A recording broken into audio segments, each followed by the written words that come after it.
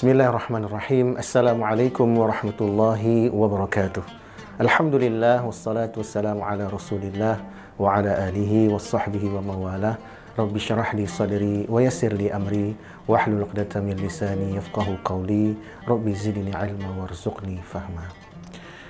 Para pemirsa Kompas TV yang dimuliakan Allah Subhanahu wa taala, alhamdulillah kita bersyukur pada Allah atas segala nikmat yang Allah berikan. Dan kita juga tidak lupa bersalawat kepada Nabi kita yang mulia, Nabi Muhammad sallallahu alaihi wasallam. Para pemirsa yang dimuliakan Allah Subhanahu wa taala, di saat kita berada di akhir zaman seperti ini, sudah sangat perlu untuk kita bekali diri kita dengan informasi-informasi keimanan yang diajarkan di dalam agama kita.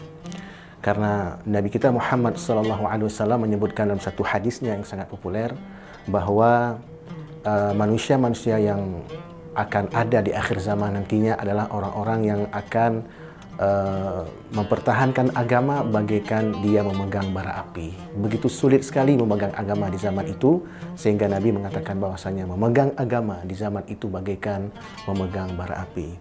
Maka sudah sangat pantas kita sebagai seorang mukmin yang beriman kepada Allah Subhanahu wa taala untuk senantiasa merawat keimanan kita di akhir zaman seperti ini.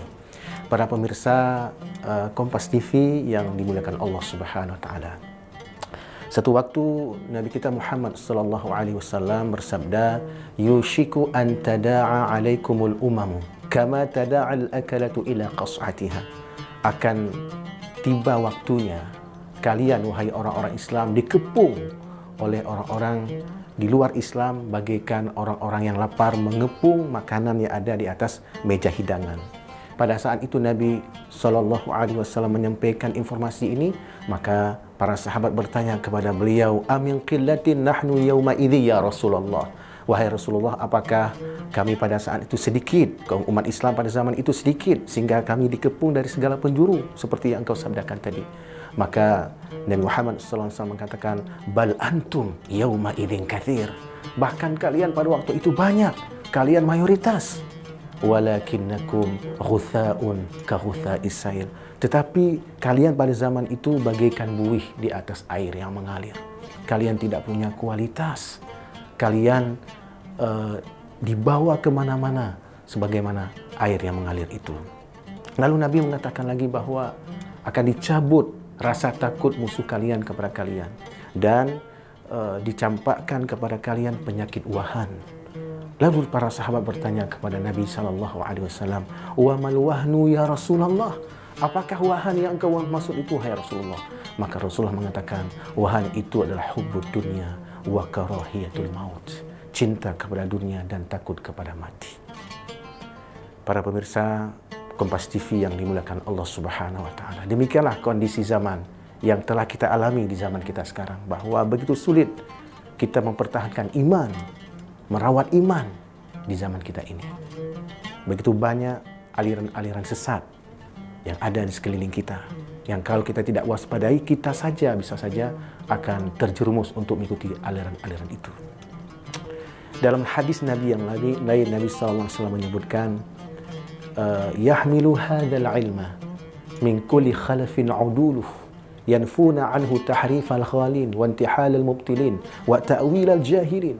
Agama Islam ini, ajaran agama yang kuajarkan kepada kalian ini akan terus disampaikan oleh orang-orang yang benar dari segala generasi, dan orang-orang yang mendapatkan amanah untuk mengajarkan ajaran agama benar ini, mereka itu memiliki sifat yaitu yanfuna anhu tahrifal ghalin. Mereka menghilangkan sikap-sikap yang berlebih-lebihan dari orang-orang yang ekstrim. Bukankah kita lihat di zaman kita begitu mudah orang mengatakan orang lain sesat, mengatakan orang lain itu ahli neraka, dan lain sebagainya. Padahal orang-orang yang mengatakan sesat itu tidak mengetahui ajaran agama benar yang diajarkan oleh Nabi kita Muhammad sallallahu alaihi wasallam. Kemudian dalam lanjutan hadis itu Nabi mengatakan, "Wantihalal mubtilin." Dan ajaran-ajaran palsu yang disampaikan oleh orang-orang yang ingin membatalkan Islam ini, sehingga kita tidak lagi bisa tahu mana yang ajaran yang benar yang Nabi ajarkan, mana ajaran yang sudah dipalsukan oleh para pemalsu-pemalsu itu. Kemudian juga terakhir di hadis itu Nabi mengatakan wa ta'wilal jahilin, dan tafsir orang-orang yang jahil. Mereka menafsirkan ajaran yang Nabi ajarkan ini dengan tafsiran-tafsiran baru yang tidak pernah Nabi ajarkan, tidak pernah diajarkan oleh para ulama dari zaman ke zaman, oleh generasi salaful ummah, oleh para sahabat Nabi sallallahu alaihi wasallam, para tabi'in, para tabi'ut tabi'un, para imam yang empat, dan para ulama-ulama pengikut-pengikut para imam itu. Tidak pernah sama sekali ajaran itu disampaikan dari mereka. Tapi di zaman kita sekarang, bukankah kita temukan begitu mudah di media-media sosial misalnya, mengatasnamakan Islam, dikatakan bahwa ajaran agama Islam seperti ini, ya, berlebih-lebihan dalam bersikap terhadap orang yang berbeda agama dengan mereka, bahkan mereka tidak segan-segan membunuh siapapun yang berbeda pemahaman dengan mereka, berbeda agama dengan mereka, dengan alasan bahwa orang yang berbeda itulah orang-orang kafir. Nah, inilah para pemirsa Kompas TV yang dimuliakan Allah Subhanahu wa taala, satu kekhawatiran yang harusnya kita miliki di zaman akhir ini, bahwa di zaman akhir ini kita harus benar-benar waspada untuk mempertahankan keimanan kita kepada Allah Subhanahu wa taala. Baik, kita akan lanjutkan setelah yang berikut ini.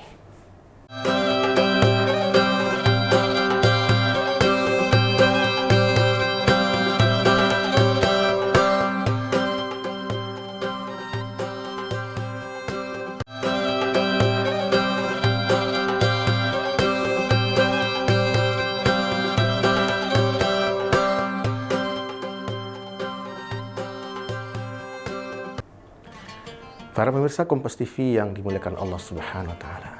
Kalau tadi dalam kesempatan pertama kita sudah sampaikan bahwa tantangan iman di zaman akhir ini begitu luar biasa sekali. Maka dalam kesempatan ini kita perlu sampaikan juga bagaimana Nabi Shallallahu alaihi wasallam menjaga keimanan pada saat beliau masih hidup. Beliau menyampaikan kepada para sahabat-sahabat beliau, dan ajaran beliau ini sudah pasti disampaikan oleh sahabat-sahabat beliau kepada generasi-generasi berikutnya, kepada murid-murid mereka, kepada para tabi'in. Tabi'in juga menyampaikan kepada tabi'un tabi'in, dan para tabi'un tabi'in juga menyampaikan kepada generasi-generasi yang lainnya sepeninggal mereka sampai di zaman 14 abad seperti zaman kita sekarang ini. Bahwa Nabi SAW memperkuat keimanan para sahabat itu dengan diantaranya dengan memberikan kisah-kisah penting yang harus mereka pertahankan keimanan mereka dengan menjaga keimanan itu melalui kisah-kisah tersebut. Misalnya diantaranya kisah Ashabul Ukhdud, bahwa digambarkan oleh Nabi SAW tentang keadaan yang benar terjadi sebelum beliau diutus jadi Rasul, mengenai seorang anak remaja yang dengan jasanya yang luar biasa sanggup mengislamkan seluruh penduduk sebuah kota yang sebelumnya mereka menolak untuk beriman kepada Allah Subhanahu wa taala. Tentu saja melalui kisah Ashabul Ukhdud ini yang disebutkan dalam dua kitab sahih, yaitu Sahih Al-Bukhari dan Sahih Muslim, diajarkan di sana bahwa bagaimana mempertahankan keimanan itu, bahwa di zaman itu hanya seorang saja yang beriman kepada Allah. Di tengah-tengah masyarakat pada zaman itu yang tidak ada satu orang yang lain yang beriman selain orang ini. Tidak ada seorang pun yang lainnya yang beriman selain dari orang ini saja, yaitu seorang rahib, atau dalam bahasa agama kita sekarang disebut dengan ustaz. Nah, seorang ustaz inilah yang mengajari ajaran agama kepada anak kecil tadi.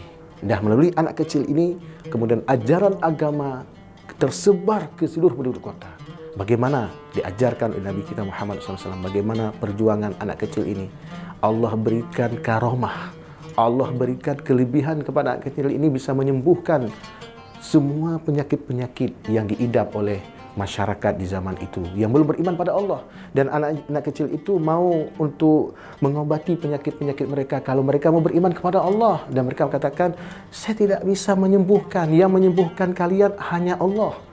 Kalau kalian beriman kepada Allah, maka aku akan doakan kepada Allah supaya Allah sembuhkan kalian.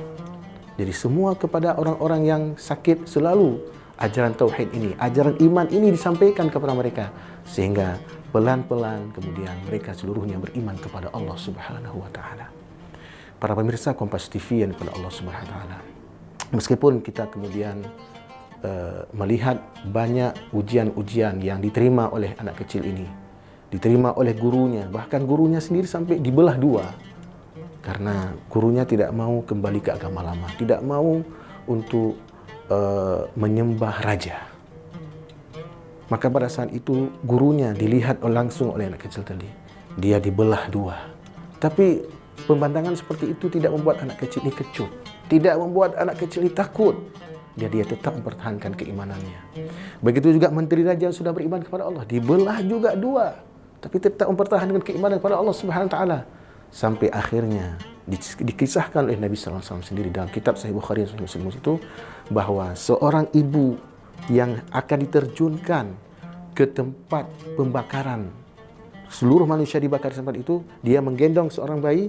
Maka ketika ibu tadi tidak tega untuk membawa bayinya ke tempat yang membakar manusia-manusia itu, tetapi ternyata bayi itu yang bicara, "Wahai ibunda, janganlah takut, Allah bersama kita."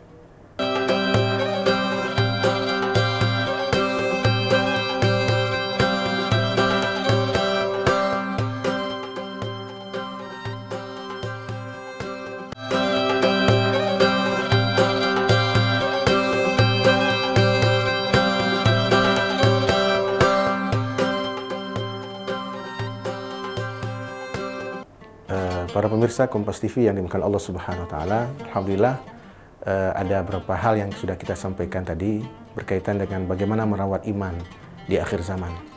Bahwa Nabi kita Muhammad SAW telah memberikan pencerahan yang luar biasa melalui sebuah kisah, namanya kisah Ashabul Ukhdud, ya.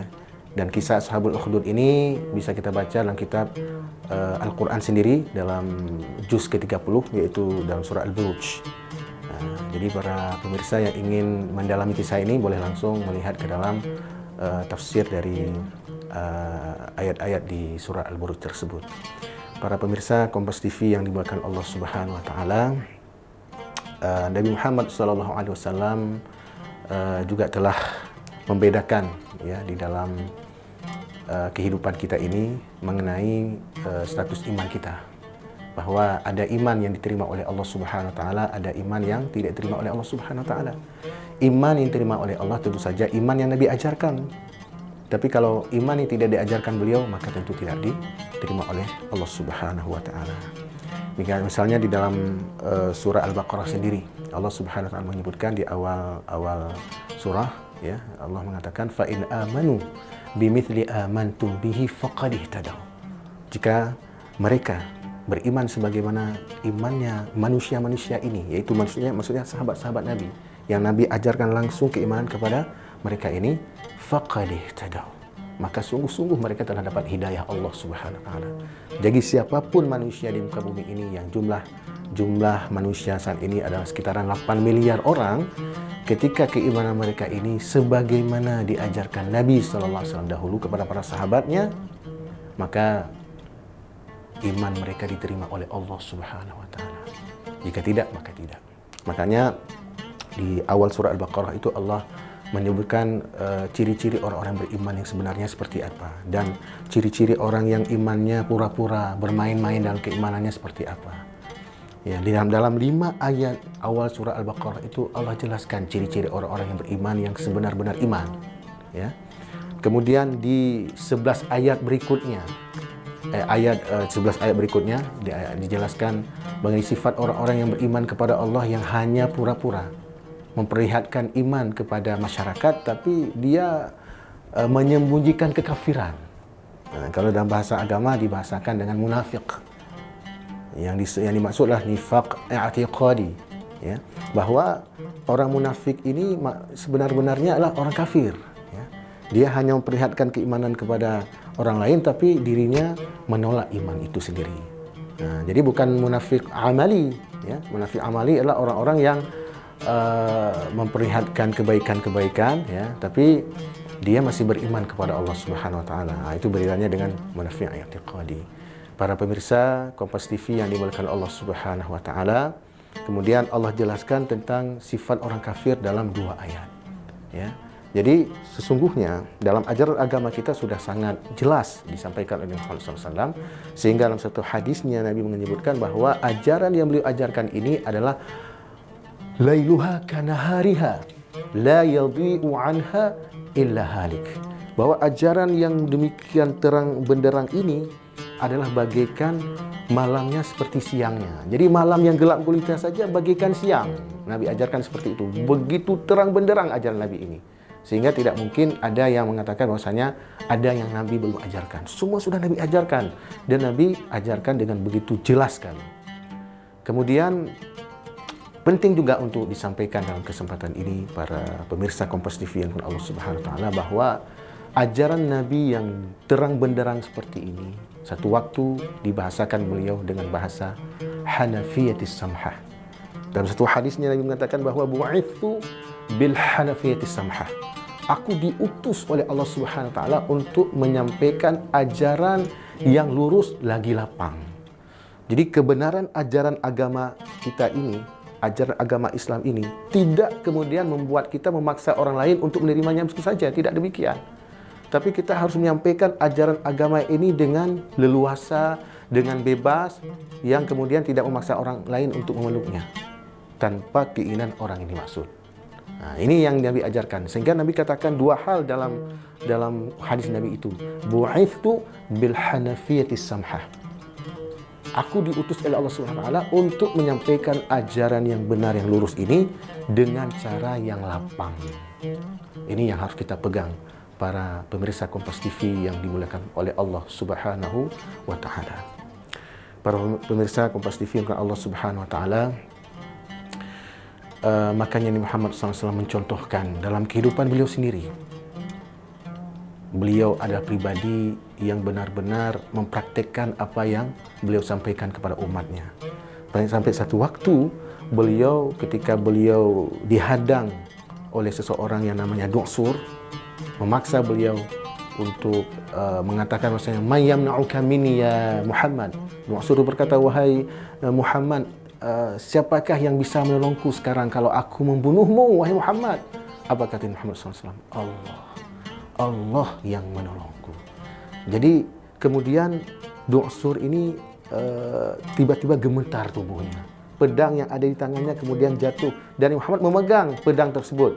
Lalu Muhammad berkata kepada dia, mayyamna'uka minni, wahai Du'sur, apakah yang bisa menolongmu dari pedang yang kupegang ini? Kalau aku membunuhmu, siapa yang akan menolongmu?